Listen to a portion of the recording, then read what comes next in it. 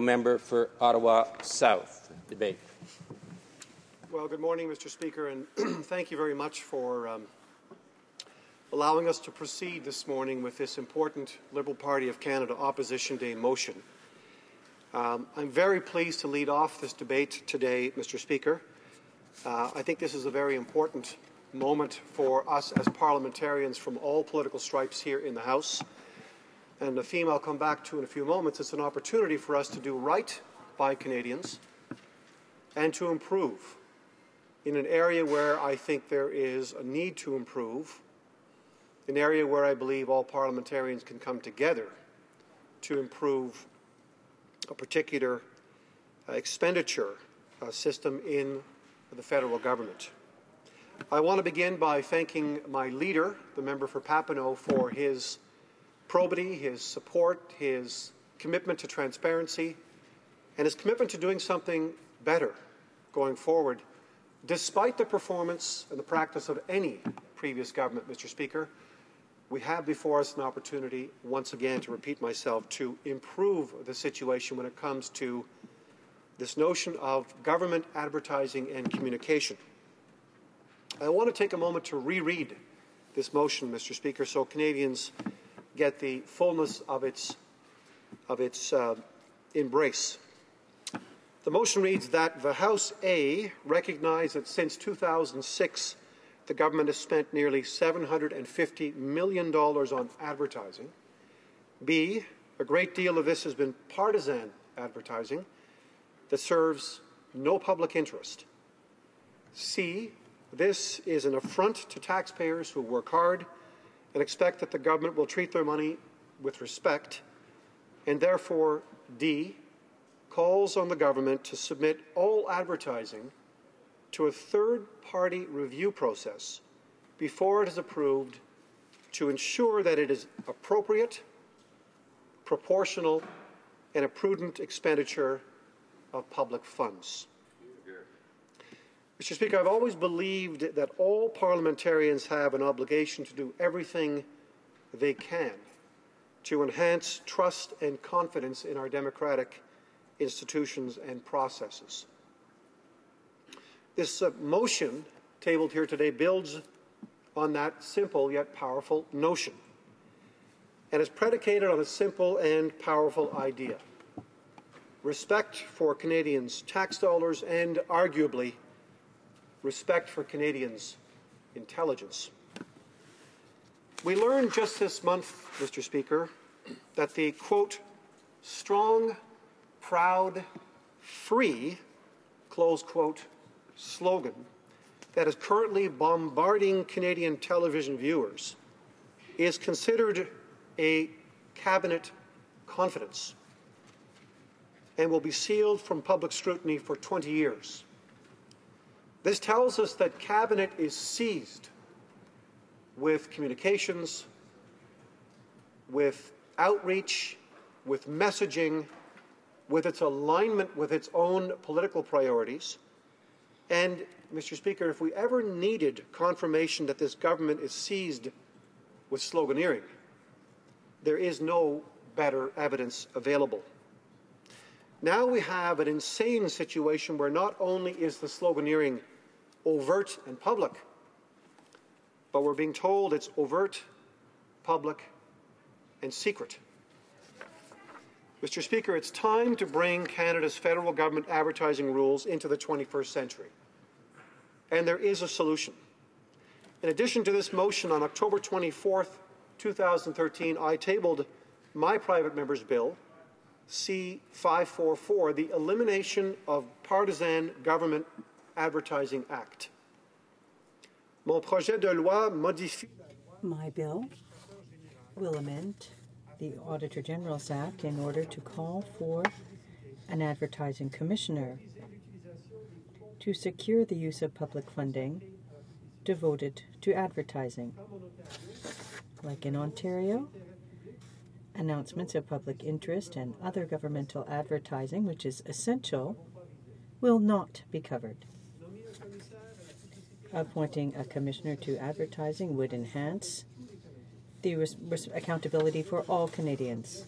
My bill will be up for debate on June 2nd, and I welcome all party support. The last several years, in the spirit of nonpartisanship, I have written to 2 consecutive finance ministers and offered them my bill to adopt as government policy as a low or no-cost budget suggestion. Sadly, they have not taken up this constructive suggestion that will save the taxpayers millions of dollars while costing almost nothing to implement. Mr. Speaker, there is a crescendo of voices now calling for action. I'd like to quote the Toronto Star from earlier this month on April 5th, 2015. Quote, "Using taxpayer money to lure Canadians to vote Conservative in the next federal election is a bit rich. In Ontario, the Auditor General's office must approve all government advertising to ensure that it doesn't promote a particular political party. The same should be done in Ottawa. The government should follow Ontario's lead and rein in some of its advertising spending while it's at it.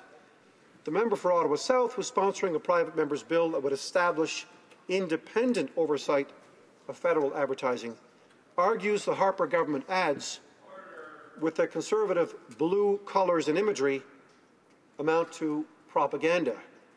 He's right. The government needs independent oversight of its advertising spending, and it needs to cut it just as rigorously as it has cut so many more worthy initiatives." Close quote, Mr. Speaker. Recent documents obtained by CTV News indicate the Prime Minister plans to spend $7.5 million in May alone to promote his so-called Economic Action Plan. $7.5 million, Mr. Speaker, in the month of May alone to promote his so-called Economic Action Plan. This new ad campaign is timed to air just after the release of the budget, and the government isn't apologizing for it. The ads continue to waste money that could be better spent on important services and programs. Money spent publicizing the Economic Action Plan this year, for example, would have been better spent promoting rail safety based on the lessons learned from the Lac Mégantic disaster. The final numbers in 2013-2014 illustrate this all too well. In that fiscal year, this government spent $42 million on Economic Action Plan advertising versus $34 million on rail safety. And this at a time when the government is in full knowledge of the human resources constraints, the lack of inspectors, the challenges with the transportation of oil by rail, the safety risks going through our urban settings, Mr. Speaker, and on and on. This is the kind of choice it has been making using taxpayer dollars. The government could have kept the federally funded National Roundtable on the Environment and the Economy operating. The government could have made sure that our local Veterans Affairs offices stayed open to make sure that our veterans were properly supported and served after their service. Mr. Speaker, I'm not suggesting that there isn't a place for federal advertising to inform Canadians of new government policies or for public service announcements. There is a role.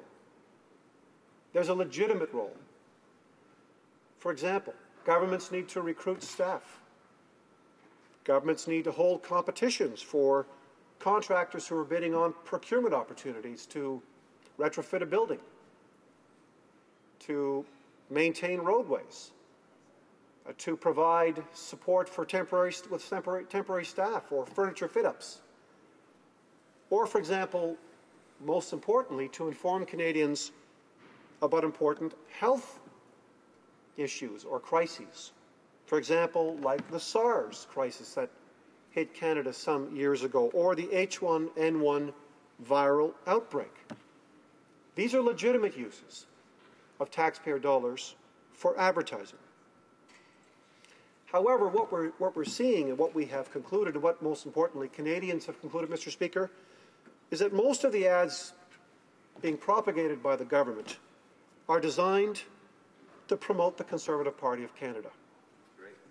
And simply, in its crudest form, to buy votes. The common look and feel, the colours, between the Conservative Party of Canada's political ads and government advertising is indisputable. Advertising executives know it, and they tell us that these are aligned with the Conservative Party's political ad buys. At its core, this kind of advertising, Mr. Speaker, undermines the rules for fair play in our democratic system. We spend a lot of our time in this country assisting governments elsewhere, perhaps less than we should. I certainly like to see more of it as an investment made by Canada, but we do spend time supporting fledgling democracies and political parties around the world to show the way. Canada is the beacon. If you're looking to a model for democratic fair play, look to Canada. The problem is the use of public resources here in this advertising sector is an attempt to condition the Canadian public. How? By propagating overt and subliminal messages. Why? That's simple. To drive up the government's chances for electoral success. It knows it. It is shameless about it. It does not deny it.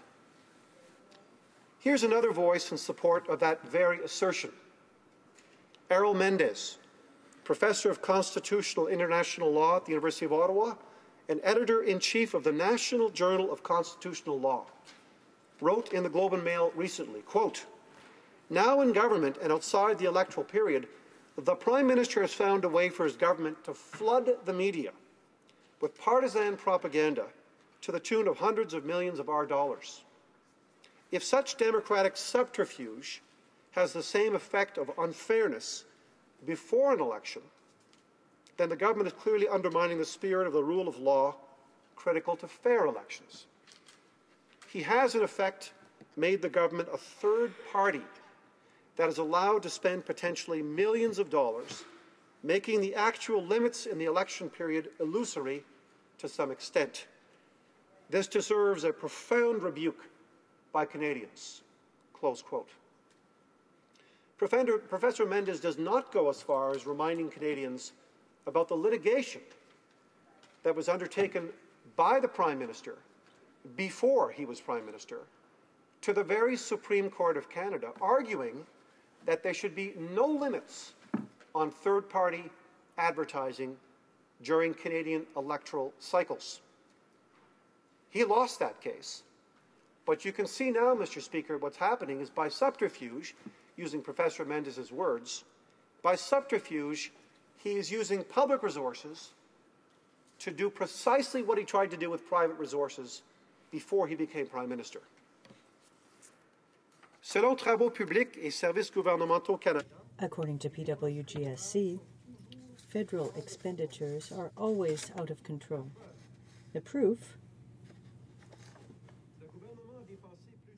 the government spent over $75 million in advertising in 2013-2014.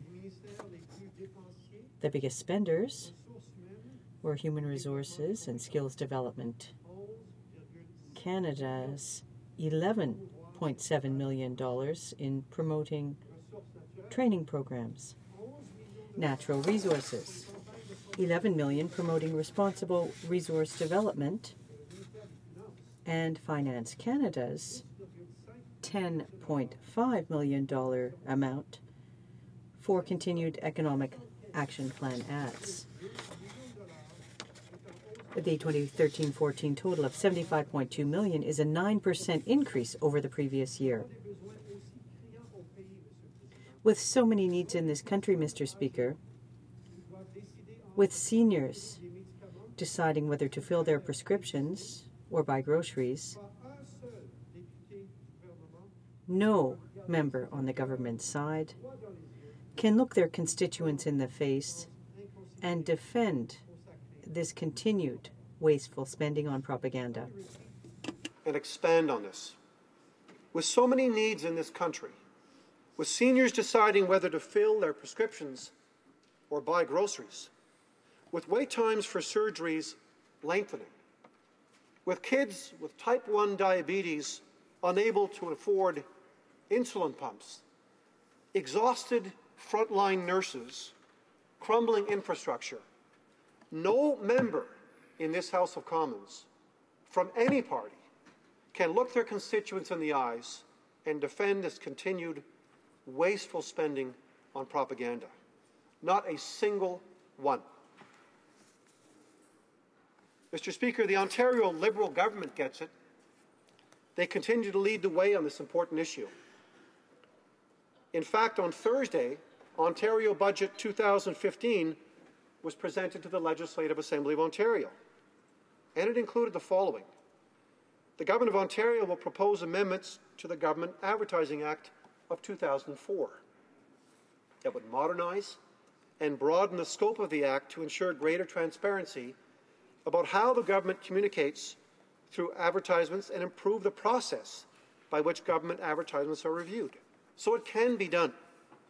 The proposed amendments support the government's commitment to openness, transparency, and accountability in the way the government conducts business, including public advertising.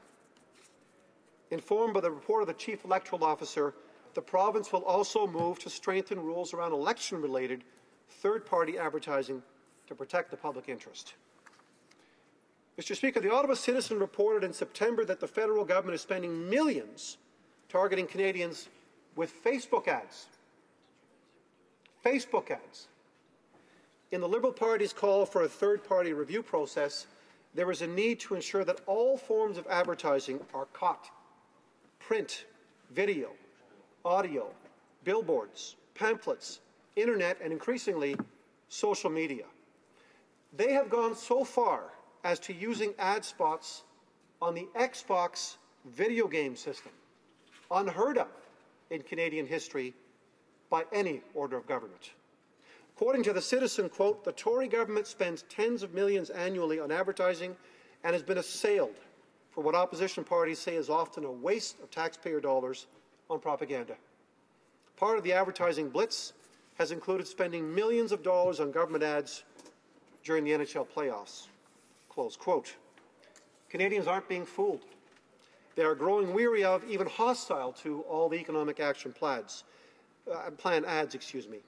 Ask them about the billboards. Then ask them how they feel about $29 million being spent on almost 9,800 billboards around this country. The City of Ottawa, my home city, was forced to spend $50,000 to erect these billboards as a condition of getting infrastructure dollars. What does $29 million buy, Mr. Speaker? Over 500 full-time public health nurses for 1 year. Over 300 affordable housing units for Canadians desperately waiting for housing. 15,000 doses of chemotherapy drugs at a time when Canadians are suffering on cancer treatment waiting lists. That's what $29 million can buy for Canadians at a time when they are in need. In fact, 8 polls commissioned by the Finance Department between 2009 and 2012 suggest TV, radio, print, and internet ads are starting to fizzle and annoying some people. The most recently released survey, respondents say it's propaganda and, quote, a waste of money, while fewer people than ever are taking any action after viewing the ads. These are the government's own polls. Perhaps they should listen to the taxpayers of Canada, stop wasting their money on partisan advertising. Perhaps they should also stop advertising programs which don't even exist, Mr. Speaker. This is the newest twist in the saga of the use of taxpayer dollars for political purposes. In closing, Mr. Speaker, there's an opportunity for all of us to improve the way we manage and allocate scarce taxpayer resources. This is a discrete, focused opportunity to make sure any government of any political stripe, today and in the future, treat taxpayers' dollars with respect. I urge all of my colleagues to support the Liberal Party of Canada's motion to wrestle this challenge to the ground and to do right by Canadians, Mr. Speaker. Thank you very much for your attention.